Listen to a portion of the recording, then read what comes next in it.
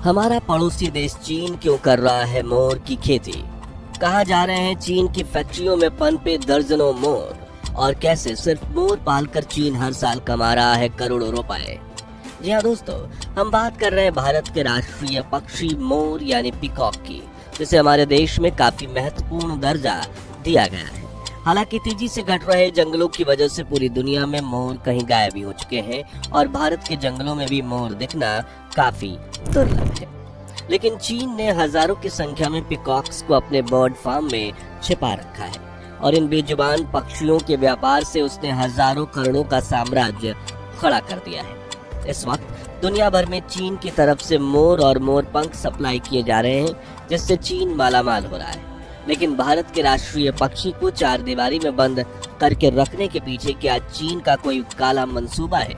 चीनी फैक्ट्री में कैसे की जाती है पीकॉक फार्मिंग और इन फॉर्म्स में रहने वाले मोर जब बड़े हो जाए तो उनके साथ क्या किया जाता है, जानेंगे इस आँख खोल देने वाली वीडियो में। लेकिन उसके पहले प्लीज आप वीडियो को लाइक और चैनल को सब्सक्राइब कर लीजिए।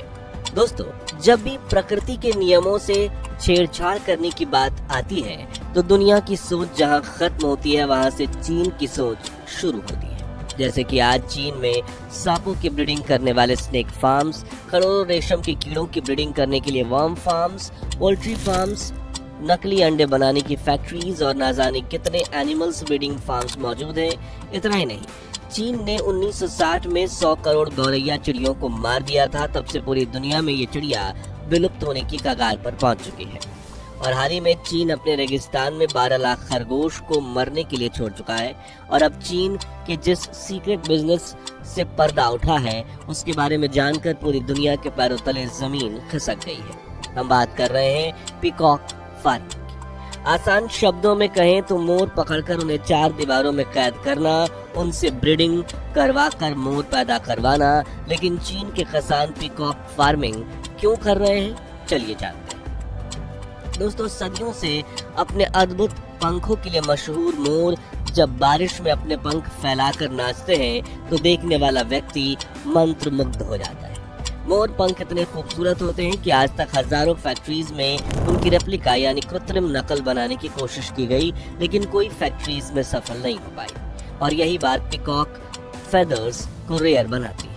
और जब कोई चीज दुर्लभ होती है तो हम इंसान ऑटोमेटिकली उससे आकर्षित होने लगते हैं।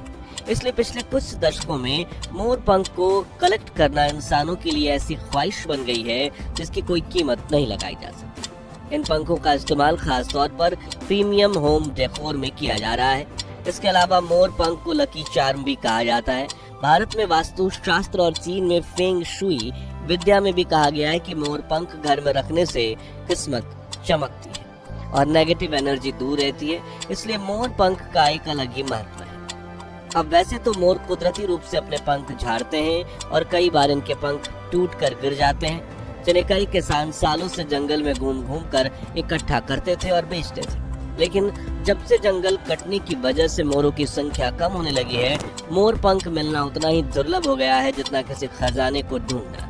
हालांकि वाइल्ड लाइफ प्रोटेक्शन एक्ट 1972 के तहत मोर को नुकसान पहुंचाना या उनके पंख तोड़ना अपराध है, लेकिन चीन इन नियमों की उतनी ही कद्र करता है जितना एक चोर कानून की। इसलिए चीन के फार्मर्स ने पीकॉक फार्मिंग शुरू की। लेकिन ये फार्मिंग कैसे की जाती है, चलिए जानते हैं। दोस्तों, पीकॉक फार्मिंग के लिए चीन के किसान सबसे पहले एक बड़ा मैदान तैयार करते हैं, क्योंकि बाकी पक्षियों से बड़े आकार होने की वजह से पीकॉक को फ्री मूवमेंट करने और अपने खूबसूरत पंख फैलाने के लिए ज्यादा जगह की जरूरत पड़ती है। हर एक मोर को करीब 100 स्क्वायर फीट इलाके की जरूरत पड़ती है। यानी अगर कोई 10 मोर पालता है तो उसे 1000 स्क्वायर फीट का इलाका चाहिए होता है। जिसके बाद उस मैदान के चारों तरफ 6 से 7 फीट की फेंस यानी दीवार खड़ी की जाती है। जी हाँ, मोर इससे ज्यादा ऊंचाई पर नहीं उड़ पाते, इसलिए 7 फीट की दीवार काफी ज्यादा होती है ताकि वो उड़कर भाग न पाए। मोर काफी नाजुक पक्षी होते हैं और खराब मौसम जैसे कि बारिश और तेज गर्मी में उनकी तबीयत बिगड़ने लगती है। इसलिए चीन के किसान उनके लिए शेल्टर यानी छत भी बनाते हैं ताकि उन्हें खराब मौसम से बचाया जा सके। इसके अलावा उनके शेल्टर में पेड़ की टहनियों, लकड़ी और कंक्रीट ब्लॉक की मदद से कई ऊंची बैठने की जगहें भी बनाई जाती हैं ताकि मोर मूवमेंट करते हुए यहाँ से वहाँ बैठ पाए। इसके अलावा इन उठे हुए बसेरों पर बैठकर मोर खुद को सुरक्षित भी महसूस करते हैं और कई बार शिकारी जानवर अंदर घुस आए तो उनसे बचने के लिए पीकॉक ऊपर जाकर बैठ सकते हैं। वहीं जमीन पर वुडन फ्लोरिंग लगाई जाती है, जबकि ठंड के मौसम में हीटेड फ्लोर इंस्टॉल किए जाते हैं, क्योंकि मोर के पैर काफी नाजुक होते हैं और ये ज्यादा ठंडी सतह पर रहकर बीमार पड़ सकते हैं। पूरी तैयारी करने के बाद किसान मार्च से सितंबर महीने का इंतजार करते हैं, क्योंकि इसी सीजन के दौरान पीकॉक मेटिंग करते हैं और इस मीटिंग में किसानों का पीकॉक ब्रीडिंग बिजनेस निर्भर होता है। दरअसल मेटिंग सीजन में जब मेल पीकॉक को अपनी पसंदीदा फीमेल पीकॉक यानी पीहेंस दिखती हैं, तो वो अपने पंखों को फैलाकर उन्हें लुभाने की कोशिश में लग जाते हैं। इसी प्रक्रिया में मोर के पंख भी टूटकर नीचे गिरते हैं, जिन्हें ये किसान कलेक्ट करके बेच देते हैं। लेकिन असल में सभी पंख बेचने का काम तो बाद में होता है। खैर, जब मादा मोर को नर मोर पसंद आता है, तब वो अपने पंख खोलकर मोर के पास जाती है और उसके मूवमेंट कॉपी करती है, यानी हरी झंडी दिखा देती है। जब फीमेल पीकॉक की सहमति के बाद ही दोनों मोर मेटिंग करते हैं और मेटिंग के कुछ समय बाद मादा मोर अपने अंडे देती है, जो कि 3 से 5 अंडे होते हैं। मादा मोर ये अंडे अपने छोटे से घोंसले या फिर बड़ी घास के बीच छिपा कर रखती है, ताकि उन्हें प्रोटेक्शन मिल जाए। इन अंडों का इंक्यूबेशन पीरियड 27 से 30 दिनों तक का होता है। इस दौरान मदर पीकॉक अपने अंडों के पास रहती है, ताकि उन्हें गर्म रख सके और सुरक्षा कर सके। करीब 1 महीने के आसपास ये अंडा फूट जाता है और इसमें से छोटे से बच्चे का जन्म होता है और इनका शरीर, पंख बेहद नाजुक होते हैं। इन्हें पीचिक्स कहा जाता है और ये गाइडेंस से लेकर खाने की खोज तक अपनी मां पर निर्भर रहते हैं। इस दौरान जब मोर के बच्चे बड़े होते हैं तो उनका रंग काफी डल होता है और पंख भी भूरे रंग के होते हैं, मगर बढ़ती उम्र के साथ इनका रंग खिलने लगता है और 3 से 4 साल की उम्र में मेल पीकॉक को अपने अद्भुत पंख विकसित करते हुए देखा जा सकता है। जब पीकॉक फार्मिंग की जाती है तो किसान इन पीकॉक्स को खाने में अनाज, कीड़े, छोटे सांप, मछली, मेढक सर्व करते हैं। वहीं इनके न्यूट्रिशन और विटामिन इंटेक का पूरा ध्यान रखा जाता है। लेकिन अब सवाल ये आता है कि चीन के ये किसान पीकॉक फार्मिंग से कमाते कैसे हैं? तो इसके मुख्य 2 तरीके हैं। पहला, जिंदगी भर मोर पालना और उनके पंख बेचते रहना। दरअसल जंगल में रहते हुए एक पीकॉक 10 से 25 सालों तक जीवित रहता है, लेकिन कैप्टिविटी में रहने की वजह से ये 40 सालों तक भी जीवित रह सकता है। ऐसे में एक किसान मोर पालते हैं और हर मैटिंग सीजन में उनके गिरे हुए पंख कलेक्ट करते हैं। साथ ही आखिरी महीनों में उनके पकड़कर बड़े ही ध्यान से उनके बचे हुए पंख भी निकाल लेते हैं। हालांकि इस दौरान ये ध्यान रखा जाता है कि इससे मोर को कोई हानि न पहुंचे। अगर ऐसा हुआ तो उनके नए पंख नहीं आएंगे।